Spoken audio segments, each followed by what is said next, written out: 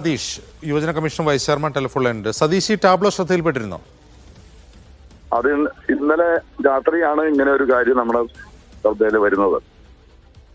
Hello, കേൾക്കാമോ? കേൾക്കാം സതീഷ്, പറഞ്ഞോളൂ.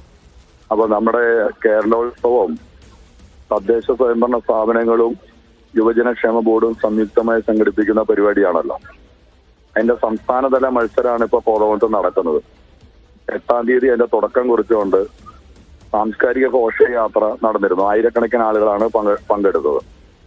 ആ ഘോഷയാത്ര ഓരോ തദ്ദേശ സ്വയംഭരണ സ്ഥാപനങ്ങളുടെയും ബാനറിൻ കീഴിലാണ് അണിനിരന്നിരുന്നത്. കോതമംഗലത്തുള്ള മുനിസിപ്പാലിറ്റിയും പഞ്ചായത്തുകളുടെയും നേതൃത്വത്തിലാണ് അണിനിരന്നത്. അതിൽ നിരവധിയായിരുന്ന ടാബ്ലോകൾ അവതരിപ്പിച്ചിട്ടുണ്ട്. മതസൗഹാർദ്ദത്തിന്റെ ഉണ്ട്, അതുപോലെ മയക്കുമരുന്നിനെതിരെ ഉള്ളതുണ്ട്, മാലിന്യ പ്രശ്നത്തിന്റെ ഉണ്ട്. അങ്ങനെ നിരവധി ആയിട്ടുള്ള അവതരിപ്പിക്കപ്പെട്ടത്. അതിൽ അവതരിപ്പിച്ച ഏതോ ഒരു ടാബ്ലോയെ സംബന്ധിച്ചാണ് ഈ ഒരു ആക്ഷേപം ഇന്നലെ രാത്രിയോടുകൂടി ഒരു 8 മണിയോടുകൂടിയാണ് എന്റെ ശ്രദ്ധയിൽപ്പെടുന്നത്.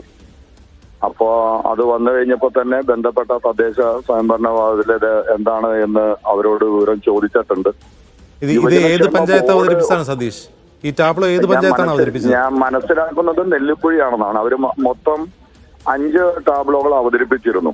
ഒന്ന് മതസൗഹാർദ്ദത്തിന്റെ, അതുപോലെ മയക്കുമരുന്നിനെതിരെയുള്ള 2 എണ്ണം, മാലിന്യ പ്രശ്നത്തിന്റെ 1 എണ്ണം, ഇപ്പൊ ഇത് പറയുന്ന അത് അവർന്നാണ് ഞാൻ മനസ്സിലാക്കുന്നത്.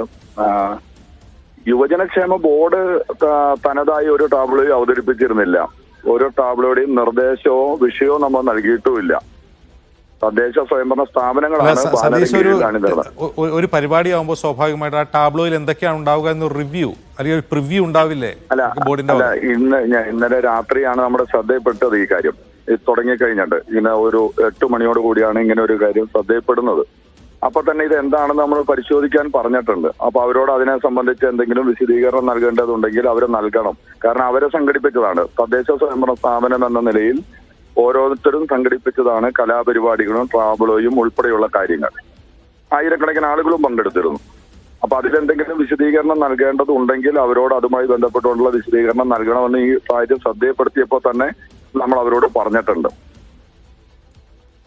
ഞാൻ ചോദിച്ചത് സതീഷ്, നമ്മൾ ഈ കണ്ടന്റ് സംബന്ധിച്ചൊരു പ്രിവ്യൂ ഉണ്ടായിരുന്നില്ല? അപ്പോ അല്ല, കണ്ടന്റ് നമ്മളൊരു കേന്ദ്രത്തെ തയ്യാറാക്കി യുവജനക്ഷേമ ബോർഡ് നൽകുന്നതായിരുന്നില്ല.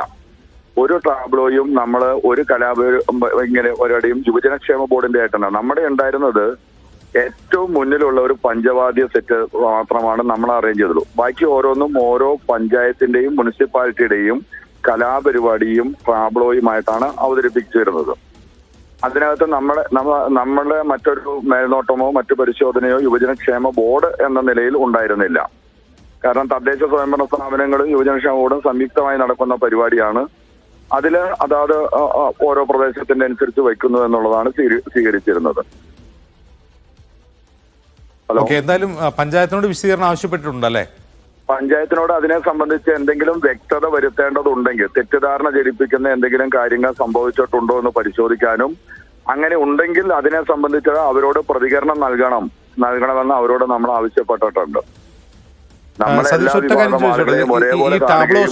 ടാബ്ലോയുടെ ദൃശ്യം ശ്രദ്ധയിൽപ്പെട്ടിട്ട് അതിൽ എന്തെങ്കിലും പ്രശ്നമുള്ളതായിട്ട് സതീഷിന് തോന്നിയോ? അല്ല, എനിക്കതിനെ സംബന്ധിച്ച അഭിപ്രായമുണ്ട്. അത് ഞാൻ അവരോട് പറഞ്ഞിരിക്കുന്ന സ്ഥിതിക്ക് അവരതിനെ സംബന്ധിച്ചുള്ള വിശദീകരണം നൽകിയതിന് ശേഷം വേണ്ടി വന്ന ഞാൻ പറയാമെന്നാണ് എനിക്ക് തോന്നുന്നത്. ശരി, നന്ദി. ഞാൻ അവരോട് പറഞ്ഞിട്ടുണ്ട്. എനിക്കതിനെ സംബന്ധിച്ച് അഭിപ്രായം ഉള്ളയാളാണ്.